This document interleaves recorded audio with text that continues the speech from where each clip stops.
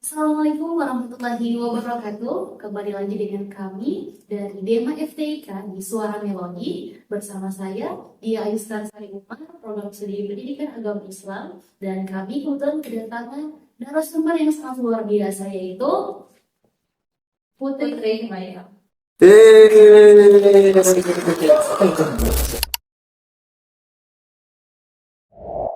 Nah, Put, sebagai narasumber nih, kebetulan kan abis MTQ nih. Alhamdulillah. Ya, alhamdulillah. Kebetulan juga si Putri ini adalah juara umum di Kota Manado dan juga se-Sulawesi Utara ya.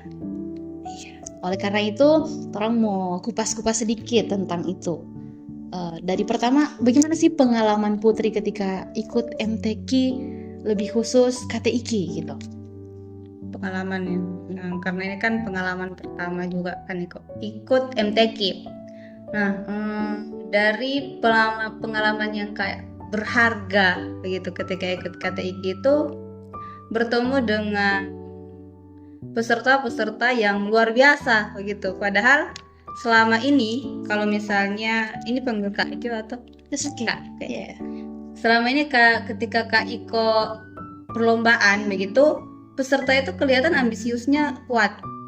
Nah, berbeda dengan di KTIK, mungkin ada kata Al-Qur'annya, itu ambisius tapi peserta itu attitude-nya bagus gitu. Jadi kan pernah kan sekarang itu di kota kayak welcome, kayak dekat, kayak bestie, padahal bilang ini apa kuat begitu dong, ambisinya kuat, apalagi anak-anak intelek begitu dong, yang intelektualnya yang mumpuni begitu. Tapi alhamdulillah ketika mengikuti KTIK itu kayak enjoy, karena orang-orang itu welcome, support juga kan, saling support, padahal ini saingan tapi saling support. Nah, kemudian yang kedua yaitu pengalaman terbaik sih, luar biasa. Pertama tapi langsung juara satu gitu, keren. Tapi masih banyak orang tuh di luar sana mengira bahwasanya MTQ itu cuma tentang tilawah, tentang kaligrafi. Ternyata ada juga ya KTIK-nya. Ada. Bisa Kak jelaskan dulu tentang KTIK ini gimana sih? Ketika pertama mungkin pribadi juga pertama kali dengar KTIK kan itu kayak ini tilawah, mungkin qiraat gitu. Tapi ternyata di dalam juga ada misalnya kaligrafi, itu kan bukan termasuk tilawah tapi seni begitu. Bahkan digadang-gadangkan itu 2 tahun ke depan itu bakalan ada kaligrafi digital begitu. Jadi tidak cuma melukis, tapi ketika ada orang mungkin dia tidak pandai melukis tapi dia pandai di bagian digitalnya, dalam edit pamflet atau apa, dia boleh kok ini kaligrafi digital. Nah, KTIK pun begitu, karena kalau dalam Al-Quran kan, kalau seperti yang turun tahu, Al-Quran itu kan petunjuk bagi setiap manusia. Nah itu makanya ini kenapa diadakan ini KTIK ini begitu, karena Al-Quran itu menjawab permasalahan yang ada, dan itu perlu KTIK yang ada di MTQ. Disediakan juga itu sebagai wadah untuk pemuda-pemuda kayak kakak atau kita sekalian untuk mengekspresikan dalam bentuk karya tulis ilmiah berbasis Al-Quran gitu. Nah, untuk pengalaman kakak, gimana sih atmosfernya ketika bersaing di tingkatnya kota itu yang masih se-friendly dan kita dengan DP peserta lain, namun pasti ada daya saing yang tinggi kan setelah dari kayak Sulawesi Utara gitu. Jadi menurut kakak gimana? Perbedaannya itu kayak lebih gampangnya di kota sih. Apalagi ketika dalam babak penyisian itu kan kita nulis selama 8 jam. Nah, itu gampang karena ini tidak terlalu ketat seperti di provinsi. Contohnya ketika mau ketik itu kayak lewat langsung dari akun. Tapi kalau di provinsi laptop itu dibuatkan akun sendiri, akunnya MTQ. Jadi ketika membuka akun itu ya cuma tuh ada Word. Nah, yang susahnya juga itu lebih gampang di bagian kota, karena ada satu trik dalam penulisan KTIK itu. Trik yang diberikan pelatih itu, kalau misalnya Putri nanti susun referensi itu berdasarkan paragraf. Jadi ketika paragraf pertama mau ditaruh referensi ini, jadi paling pertama ditaruh sampai ke bawah. Nah, itu aman ketika di kota, jadi enjoy. Tapi ketika di provinsi, karena takutnya ada kecurangan dan itu kedapatan. dibongkar. Jadi referensi yang sudah disusun itu dibongkar, jadi kayak blank. Itu sempat blank. Pas pengetikan kayak blank karena referensi kan sudah diatur sedemikian rupa, tapi tiba-tiba dibongkar karena ada kedapatan itu ini ada peserta yang itu di dalam jurnal itu dia sisip draftnya. Oh my God.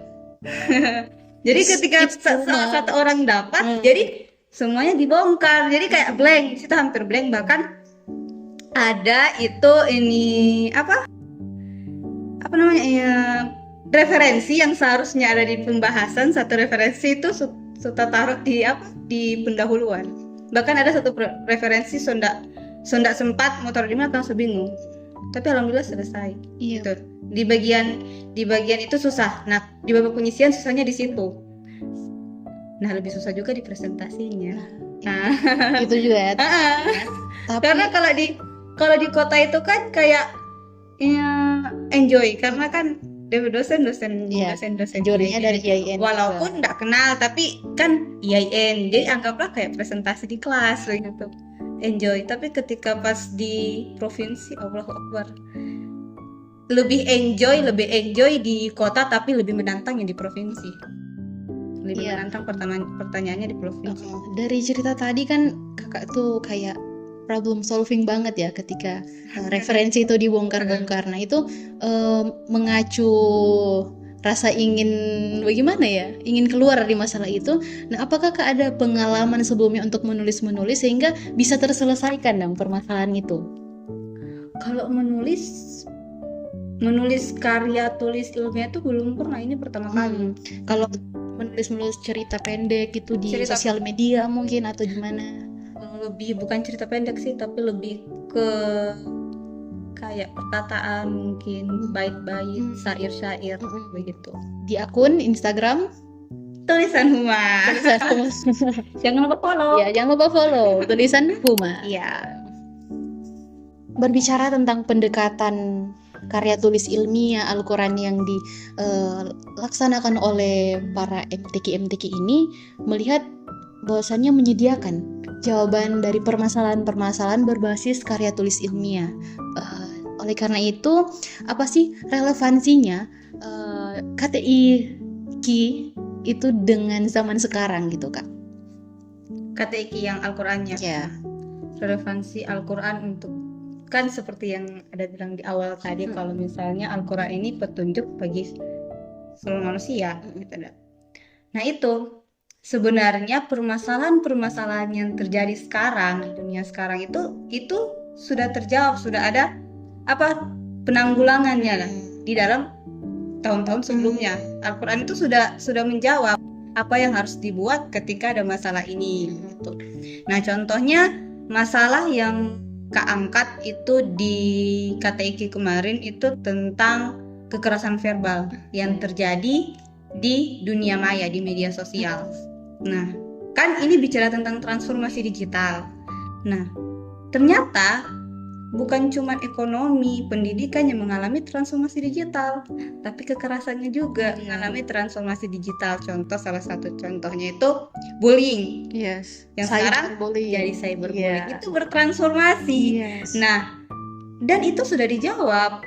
Apa yang harus dibuat, apa yang harus dicegah, bagaimana cara mencegahnya itu sudah ada di dalam Al-Quran. Contohnya saya mengambil mengenai Quran surah Fussilat ayat 33. Di situ kurang lebihnya menceritakan tentang perkataan yang lebih baik. Siapa yang perkataan yang lebih baik, yaitu orang yang ketika dia mengerjakan kebajikan, kemudian menyuruhkan yang hal itu yang dia kerjakan, kemudian dia termasuk orang-orang yang berserah diri, orang-orang muslim. Nah itu kalau mau dianotasikan itu tentang dakwah. Nah saya mengambil kata dakwah ini berarti tentang edukasi. Yes. Nah jawabannya berarti apa? Untuk mencegah kekerasan verbal yang ada, perlu adanya edukasi yang dilakukan oleh orang tua, pendidik, pemerintah. Itu harus ada edukasi untuk menanggulangi masalah. Iya, kesadaran juga ya dari Al-Quran ternyata sudah menjawab hal itu. Jadi mungkin masih ada yang bingung Kak, apa sih bedanya KTI dengan KTIQ gitu? Kalau KTI itu cuman ilmiah, kayak luas. Yes. Apapun mau membuat ya tentang ilmiah, cuma ilmiah. Tapi kalau berbicara KTIK itu berarti ada satu rujukan ayat Al-Quran yang menjawab masalah yang torang sediakan, yang torang angkat. Misalnya tadi saya berbullying, apa? Misalnya Quran surah Al-Hujurat menjawab itu ayat 13. Ada ayat Al-Quran yang menjawab masalah yang kita angkat. Di dalam KTIK itu solusinya itu ya Al-Quran itu. Kalau KTI kan banyak solusi yang ilmiah, tapi kalau KTIK ya Al-Quran yang menjawabnya. Yes. Luar biasa ya. Ternyata kita dekat dengan segala jawaban dari permasalahan-permasalahan. Cuman bagaimana kita untuk mau saja ya mengambil hal itu, dan edukasi juga sangat penting ya tadi. Jadi dari kakak sendiri setelah pengalaman yang sangat luar biasa tadi, ada planning apa sih ke depannya terlebih khusus di ranah KTIK ini? Seperti itu. Di ranah KTIK. Kalau melihat kesempatan 2 tahun ke depan itu masih ada kesempatan. Tapi lagi-lagi itu tidak menjadi prioritas karena merasakan di titik itu dong. Tapi inginnya sukanya lebih begitu dong. Jadi mau lebih ke belajar, kan niatnya Iko ini kan sebenarnya bukan ikut KTIK. Niatnya mau belajar menulis saja, menulis ilmiah dong. Tapi ya dikasih kesempatan ikut KTIK. Jadi tidak prioritas untuk ikut 2 tahun ke depan, tapi yang lebih prioritaskan itu bagaimana menciptakan regenerasi KTIK berikutnya. Ya, itu harus dilestarikan ya. Supaya harus dilestarikan. Tetap hidup begitu. Iya, tetap hidup. Iya. Untuk teman-teman yang masih belum tahu atau belum terpanggil untuk ikut KTIK, mungkin ada kata-kata dari Kak? Jangan lupa gabung coaching kliniknya Bapak Mardan Umar dan Bunda Feby. Luar biasa, karena ini mungkin hasil dari coaching klinik ya. Dari coaching klinik. Ya, dadah Pak Mardan. Dadah Bapak. Ini Sekar sendiri kan itu juga ikut KTIK itu. Bagaimana dirasa?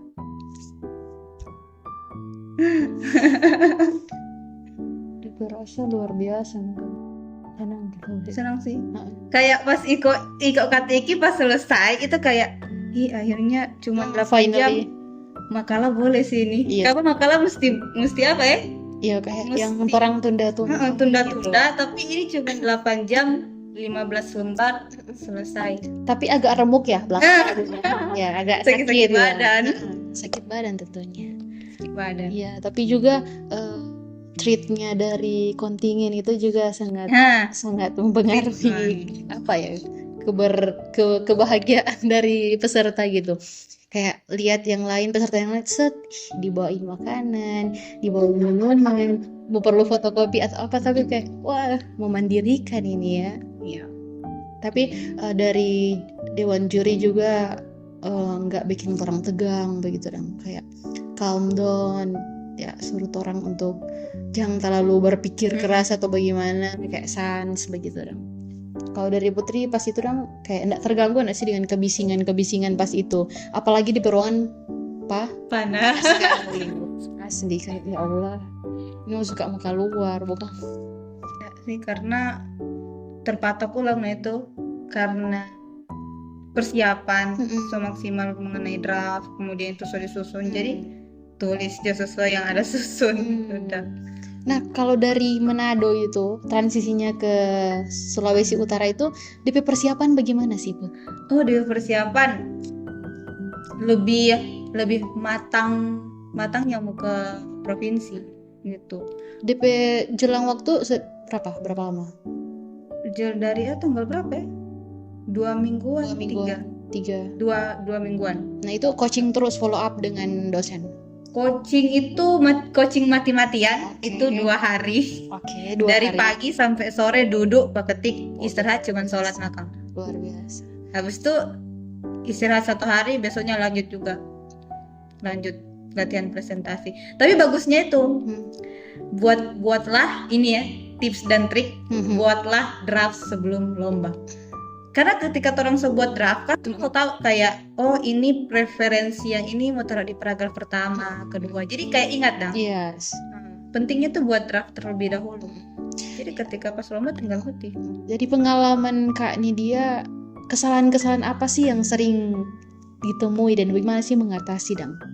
Kesalahan dalam hal apa ini? Dalam hal persiapan mungkin, atau sedang dalam lomba mati lampu or something.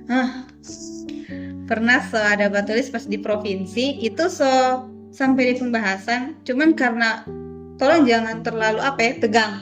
Karena ketika pas ada tegang, kung salah tindis hilang blank. Itu kayak dari kepala sampai dingin sampai di kaki dan ada cari-cari, ya Allah di mana.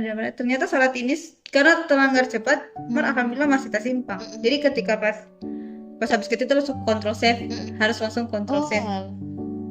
Sambil ketik sambil kontrol save, karena pas mati sudah hilang.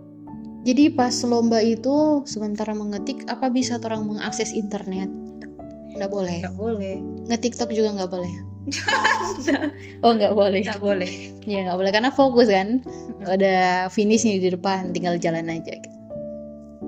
Susahnya juga sih. Susah. Karena kata Iki juga kan harus belajar nulis, harus rapi, kayak harus kayak kaligrafi lah. Tulis tangan bukan cuma tentang mengetik, tapi tentang seni menulis. Arabnya juga dinilai. Segi keindahan juga ya. Dinilai juga karena nulis manual. Dari depi kerangka dari makalah itu footnote wajib, bagaimana? Wajib. Harus ada footnote. Jadi kayak karya tulis ilmiah yang sesungguhnya gitu.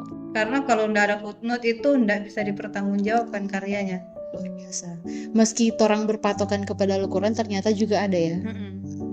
Karena kan kalau misalnya referensinya cuma taruh di daftar pustaka, misalnya di paragraf ini paragraf 1 referensinya itu kan nggak tahu ada ambil di halaman berapa, di buku apa, di halaman berapa, itu nggak bisa dipertanggungjawabkan, nggak akuntabilitas itu. Kayak mana bisa orang baca ke halaman paling belakang gitu.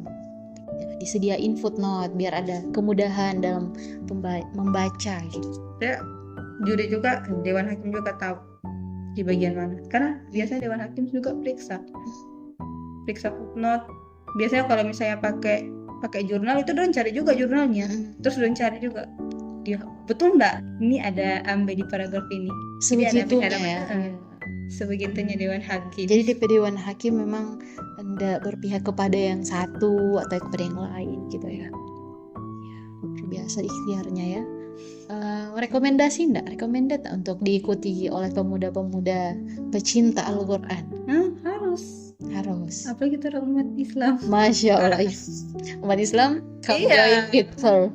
Harus, karena mau nggak percaya, kamu percaya terbukti kalau misalnya Al-Quran itu menjawab semua permasalahan yang ada.